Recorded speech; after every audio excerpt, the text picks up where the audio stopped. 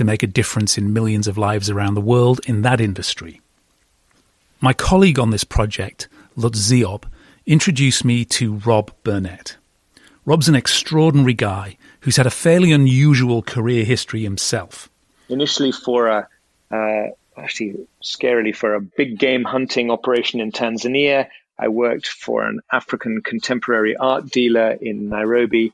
I set up a studio for artists in Kenya called Kuona Trust, which is it's a big deal to this day. And then I worked for the Ford Foundation, which is a large American philanthropic organization, funding projects in media, arts, and culture for 6 or 7 years. Before leaving and setting up Well Told Story, the business that I've been leading for the last decade or so.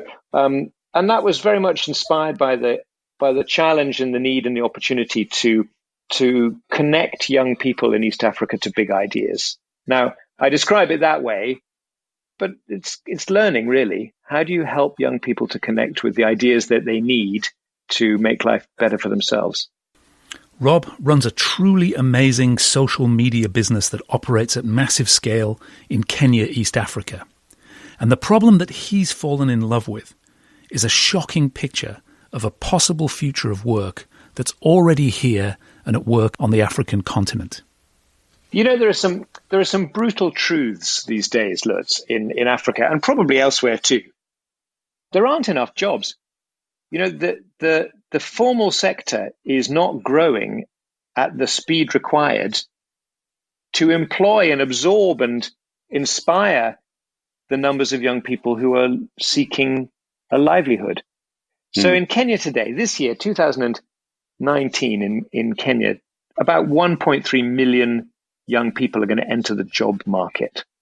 But according to the annual national survey that we do, and we've done for the last 4 years, only about 5% of that 1.3 million army, only about 5% are actually going to get a formal job.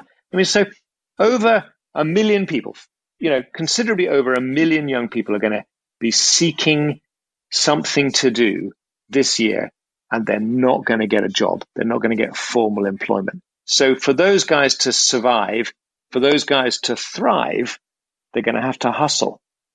And that means finding a way to make some cash. It means being enterprising and entrepreneurial. It means looking for short gig economy opportunities. It means making yourself available. It means switching on your radar and seeing where a buck can be generated. It might mean starting a tiny kiosk business, selling something. It might mean providing services in the farming community where you live. It might mean cutting hair. It might mean secondhand goods. It can mean a million different small businesses where the barriers to entry are extremely low because there's no money, there's no startup capital, and where the returns are small but frequent, and where suddenly people can sustain today and perhaps tomorrow by turning a few deals. That's the reality for hundreds of millions of young people across Africa who aren't going to get the chance to go to an office anytime soon and aren't going to get the opportunity to walk into a factory or a workshop and leave on a Friday with a pay packet.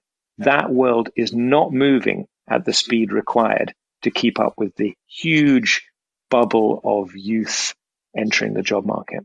A brutal truth indeed.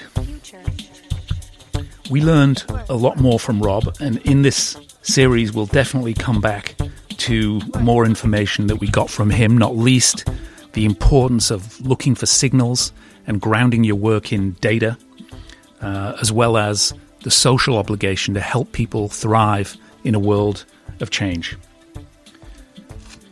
It's a wonderful podcast, and you should probably give it a deeper listen, and we'll come back to more of those ideas from Rob later. But when we recorded this interview, unemployment in the US was at historic low, less than 4%. Now today, less than a year later, over 30 million people are unemployed here in the US, close to 15% of the eligible workforce.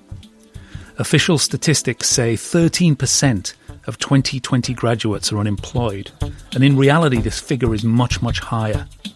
On the job site ZipRecruiter, the number of postings for entry-level jobs, typically college graduates, has fallen 73% over the past 3 months.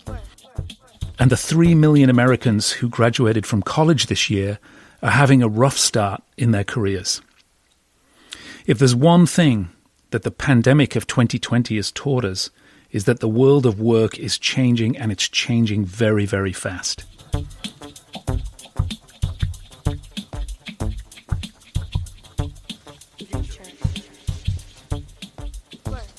The future is here, it's just not evenly distributed.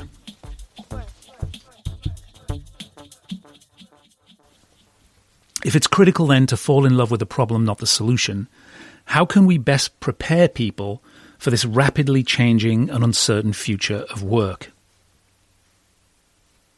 Martin Ford, who we heard from earlier, I think hits the nail on the head when he says in his book, I do think it's absolutely true that the most important skills that anyone can learn for this future is how to keep learning, how to adapt, how to do that very effectively and with great enjoyment.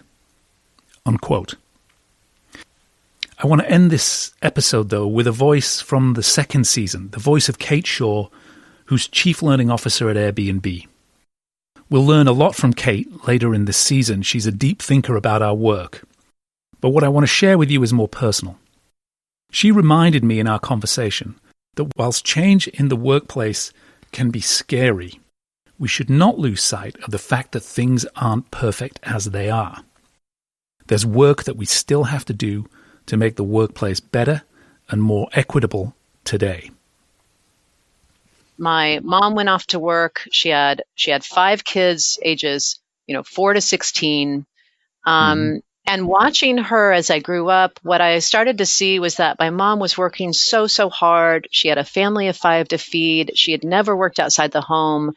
And yet the way that she was treated at work was really, frankly, not good. She had a pretty tough experience. Even though she was a really top performer in her office, there were ways in which she wasn't treated particularly well because she was really, frankly, at the time, the only woman in her office. Right. What kind of work did she do, can I ask?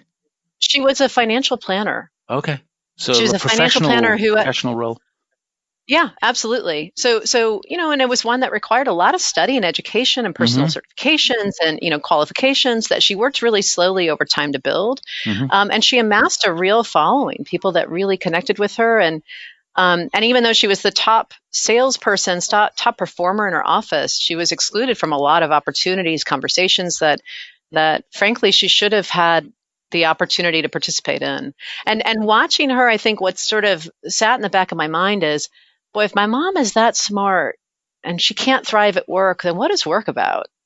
And how does that struggle show up for other people? And how do we, given that we spend hours and hours of our lives at work, that it's the place where so many of us want to realize our own personal dreams and ambitions and aspirations and frankly talents. Like, what does it mean about the world of the work that so many of us can't do that? And so I think for me, the big mission is, how do we make the world of work really truly a better place that really in such a way that it makes the world a better place? And then from the perspective of learning, how do we support people in that experience so that they can really learn and thrive and grow and bring to that environment even more than they thought that they were capable of in the first place? Kate is, of course, right. The plight of women in the workforce one generation on is not resolved. In the US and UK, women are paid 13% less for the same work as their male counterparts, for example. And a recent study says it will take roughly 250 years to get to parity. That's a future that perhaps we should accelerate towards. Future. Work. Future. Work. Here then perhaps is the why, the purpose, if you like, for a better learning and development model. The mission perhaps of the next generation of learning and development leaders is coming into focus. Our job is not to train people for the work of today, but to prepare and advocate for the work of the future. better work that's more human, more inclusive, more flexible, and more fun, and people who are confident in their ability to learn and prepare for that future. It's a job that we think will require scientific precision and practices. It will require broad collaboration across different disciplines, a design thinking mindset, the abandonment perhaps of historical practices that aren't working so well in our current world, and the employment of rapid experimentation. For the graduates of 2020, for the homebound and remote work teams that are isolated due to the pandemic, for the millions and millions of people who are unemployed or underemployed, hope perhaps lies in the ability to learn and quickly build relevant skills. How do we help them do that?